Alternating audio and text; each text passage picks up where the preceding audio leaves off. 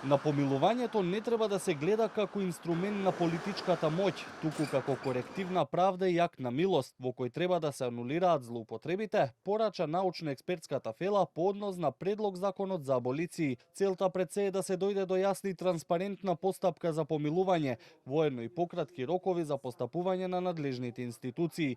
Клучно, аболиции како спас од кривичен прогон веќе нема да има. Клучната измена во овој предлог закон за помилување е тоа што се укинува аболицијата, што значи дека председателот на државата ќе може да дава помилување само на правосудно осудени лица, но не и во делот на кривично гонење, согласно современите тенденции на казненото право, но и одредени контраверзни случаи кои што ги имавме, го искористија правото на аболиција некои од предходните председатели. Председателката на државата Силјановска Давкова, во чии раце инструментот за помилување, вели дека при носењето на законот треба како пример да се зема најлошите председатели во земјата, кои посегнале по злоупотреба на дискреционото право. Воедно таа побара од Министерството за правда да преземат повеќе одговорност по ова прашање.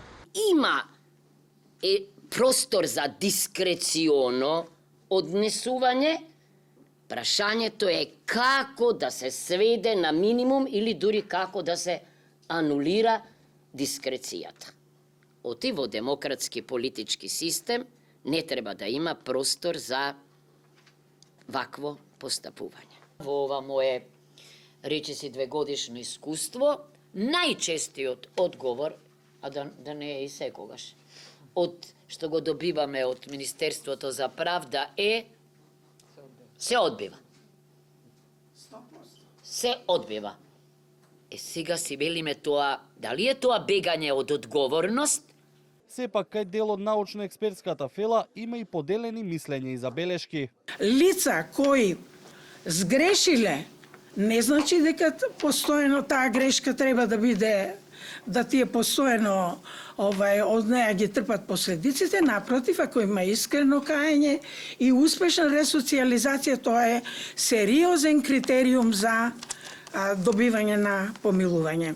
И претходно немавме во законот упатување на групно помилување, а тоа сепак си најде начин да се спроведува и се плашам дека ако немаме некоја одредба што тоа ќе го исклучува, дека е можно таа практика да си продолжи, а таа е практика извор за корупција, бидејќи се дава простор на казнопоправните домови да си прават листи. Инаку предлог законот за помилување е готов и е објавен на ЕНЕР, па откако ќе се добијат сите сугестии и предлози и ќе бидат разгледани, ќе биде доставен во владина процедура.